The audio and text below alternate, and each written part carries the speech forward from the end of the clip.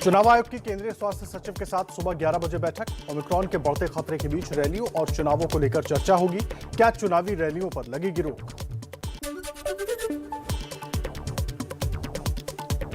प्रधानमंत्री मोदी का आज हिमाचल प्रदेश के मंडी का दौरा। करीब 12 बजे 11,000 करोड़ से ज्यादा की परियोजनाओं का उद्घाटन और शिलान्यास करेंगे।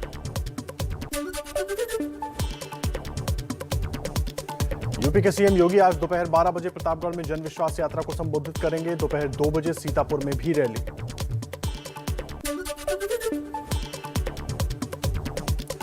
यूपी के वाराणसी में आज से 3 दिवसीय काशी फिल्म महोत्सव की शुरुआत। हेमा मालिनी समेत कई दिग्गज कलाकारों का होगा लाइव शो। पंजाब में बीजेपी का कैप्टन और ढींसा के साथ गठबंधन आज होगा फाइनल। अकाली दल संयुक्त के अध्यक्ष सुखदेव सिंह ढींसा की आज गृहमंत्री अमित शाह से मुलाकात। सीटों के बंटवारे पर हो सकती है चर्चा। चंडीगढ़ नगर निगम चुनाव के वोटों की गिनती आज आएंगे नतीजे। 24 दिसंबर को हुआ था मतदान।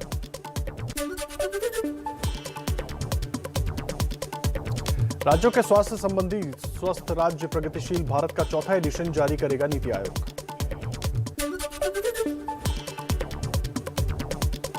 आज 18 संपत्तियों की नीलामी करेगी शेयर बाजार में पैसे लगाने वालों को सुरक्षा देने वाली संस्था सेबी। निवेशकों के पैसों की होगी वसूली।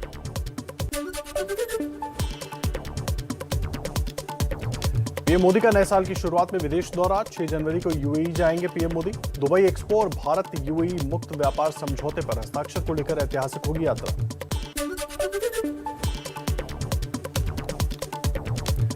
एबीपी न्यूज के पत्रकार को गाली देने वाले केंद्रीय गृह राज्य मंत्री अजय मिश्रा टेनी का कद बढ़ाने में जुटी बीजेपी। ब्राह्मण समाज पर पकड़ मजबूत बनाने वाली कमेटी में मिली जगह।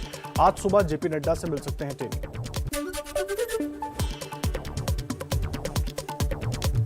बीजेपी की बैठक में ब्राह्मणों को साधने के लिए हुआ मंथन। पार्टी ने बनाई योजना। सभी बड़े ब्राह्मण नेता अपने अपने क्षेत्र के प्रतिष्ठित ब्राह्मणों से करेंगे मुलाकात। प्रयागराज में बाहुबली अतीक अहमद की कब्जे वाली जमीन पर सीएम योगी ने किया भूमि पूजन। पीएम आवास योजना में गरीबों के लिए बनाए जाएंगे घर।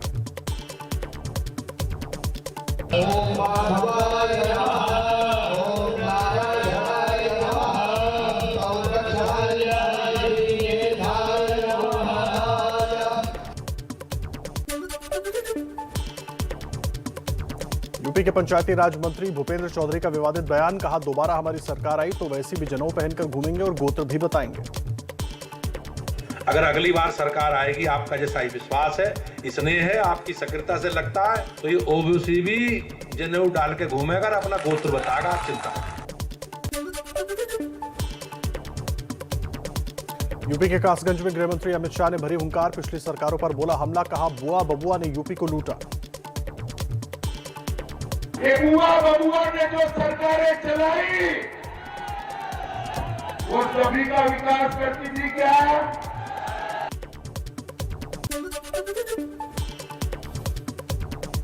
यूपी के कासगंज में अमित शाह की चुनावी रैली। कहा, योगी सरकार में गुंडाराज से मुक्त हुआ यूपी। 5 साल के अंदर ही योगी आदित्यनाथ के नेतृत्व में सारे गुंडे यूपी से पलायन कर गए हैं।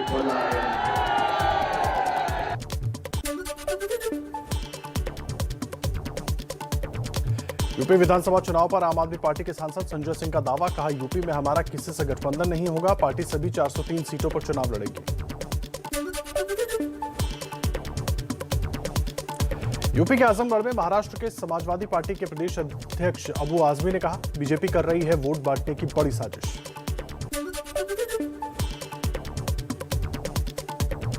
कानपुर क्षेत्र कारोबारी पीयूष जैन की गिरफ्तारी। कानपुर और कन्नौज में अब तक 257 करोड़ रुपए कैश बरामद। 300 करोड़ रुपए की संपत्ति के कागजात भी मिले। आयकर विभाग का छापा जारी। कानपुर क्षेत्र कारोबारी पीयूष जैन को आज कानपुर की अदालत में करीब 12 बजे पेश किया जाएगा।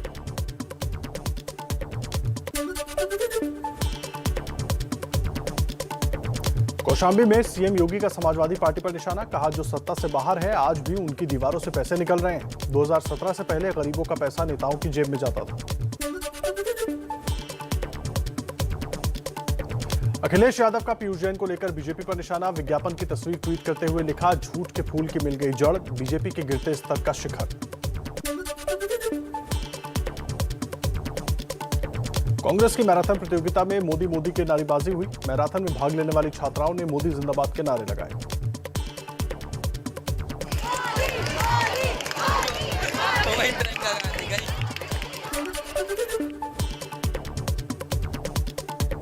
यूपी चुनाव को लेकर झारखंड के सीएम हेमंत सोरेन ने बीजेपी पर साधा निशाना। कहा, यूपी चुनाव में बीजेपी सारे हथकंडे अपना रही है, लेकिन बीजेपी की गाड़ी फंस चुकी है। Everything is fair in love and वार। सब हथकंडे लगे हुए हैं, बीजेपी की गाड़ी फंस गई है।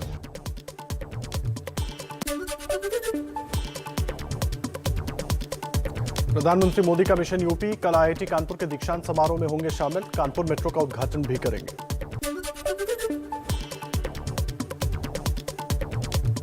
चुनावी रैलियों में भीड़ के खिलाफ एबीपी न्यूज की मुहिम का बड़ा असर। यूपी में वर्चुअल रैली पर विचार कर रही है बीजेपी। केजरीवाल ने अंबेडकर को लेकर 5 जनवरी को होने वाला कार्यक्रम स्थगित किया।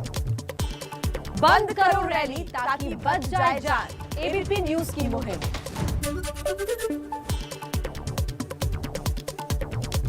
एबीपी न्यूज की मुहिम का असर। मध्य प्रदेश कैबिनेट ने पास किया पंचायत चुनाव टालने का प्रस्ताव। राज्यपाल को भेजा गया प्रस्ताव। पंचायत चुनाव प्रक्रिया जो चल रही थी उसको हमने अब अध्यादेश निरस्त करते हुए उस अध्यादेश को महामहिम को भेजने का तय किया।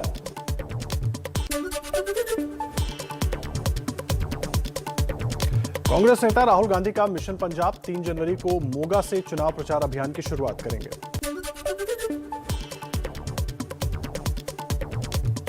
पंजाब में आम आदमी पार्टी ने 15 उम्मीदवारों की एक और लिस्ट जारी की। अब तक 73 उम्मीदवारों का ऐलान।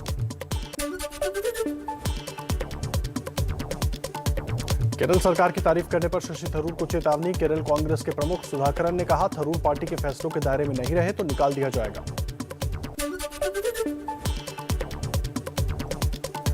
बयान पर विवाद के बाद केंद्रीय कृषि मंत्री नरेंद्र तोमर की सफाई। कहा, कृषि कानून वापस लाने का कोई इरादा नहीं। कांग्रेस भ्रम फैला रही है, किसान सावधान रहें।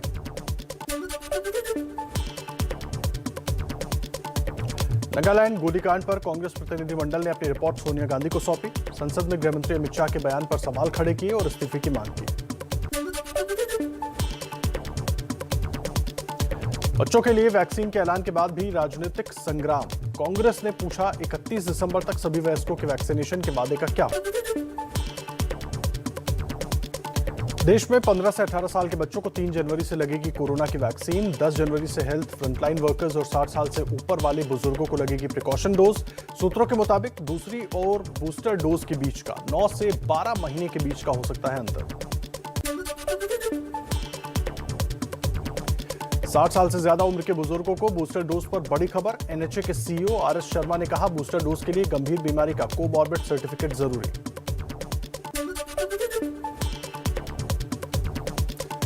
स्वास्थ्य मंत्रालय के मुताबिक अब 17 से बढ़कर 19 राज्यों में फैला ओमिक्रॉन। हिमाचल प्रदेश और मध्य प्रदेश में ओमिक्रॉन ने दी दस्तक। देश में तेजी से फैल रहा है ओमिक्रॉन वेरिएंट। अब तक कुल 422 मामले सामने आए। महाराष्ट्र में 24 घंटे में ओमिक्रॉन के 31 मरीज। दिल्ली में कोरोना के 290 नए मामले सामने आए। संक्रमण दर घटकर 0.5%।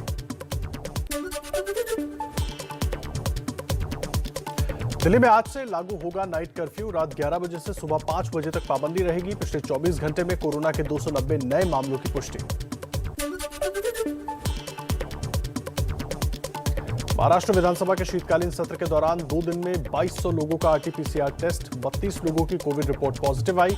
पुलिस के जवान और दूसरे सरकारी कर्मचारी और 3 पत्रकार शामिल।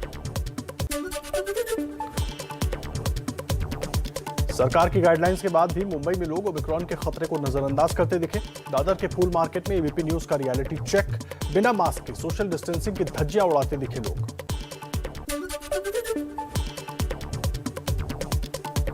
देश में ओमिक्रॉन के खतरे को देखते हुए कर्नाटक सरकार का बड़ा फैसला। कल से 5 जनवरी तक राज्य में नाइट कर्फ्यू।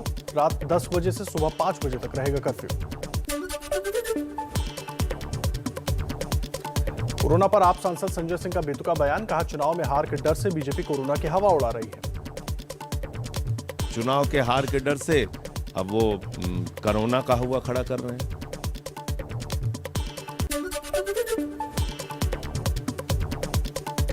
यूपी के भरतना की बीजेपी विधायक सावित्री कठेरिया का कोरोना को लेकर अजीबोगरीब बयान। कहा, हम सब किसान हैं और कोरोना किसानों से डरता है। कोरोना तो आता है, लेकिन जो सिटियां हैं उनमें कोरोना आता है, और जो गांव देहात की बात है वहां से कोरोना खुद ही डरता है।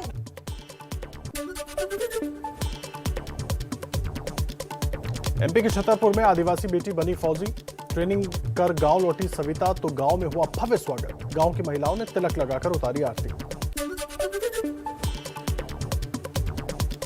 भारतीय नौसेना ने मित्र देशों के साथ सहयोग बढ़ाने के लिए खाड़ी में भेजा जहाज। प्रशिक्षण पोत आईएनएस सुदर्शनी को ईरान और ओमान समेत खाड़ी क्षेत्र में भेजा गया।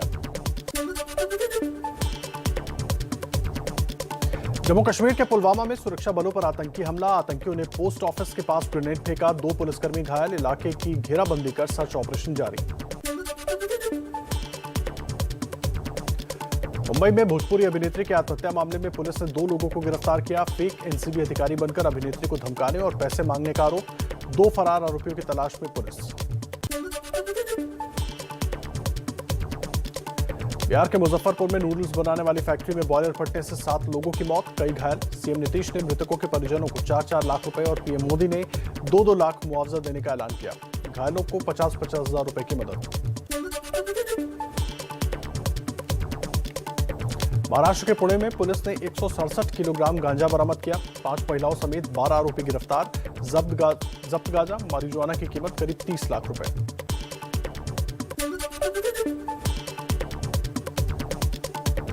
पहाड़ों पर जबरदस्त बर्फबारी के बाद दिल्ली में बारिश ने बढ़ाई ठंड। अगले 2 से 3 दिनों तक पंजाब, हरियाणा, पश्चिमी यूपी और उत्तरी और पश्चिमी राजस्थान और कच्छ के अलग अलग हिस्सों में छिटपुट बारिश के आसार।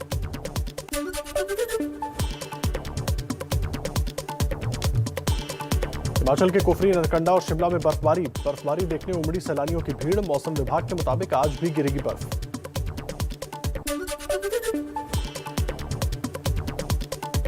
जम्मू में भी बदला मौसम का मिजाज। मशहूर हिल स्टेशन पटनी टॉप में बर्फबारी का आनंद उठाने पहुंचे सैलानी।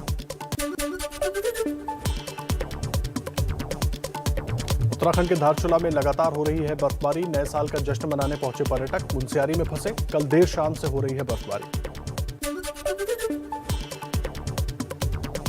उत्तराखंड के बद्रीनाथ में आज सुबह खूब बर्फबारी हुई। चारों तरफ बिछी बर्फ की चादर।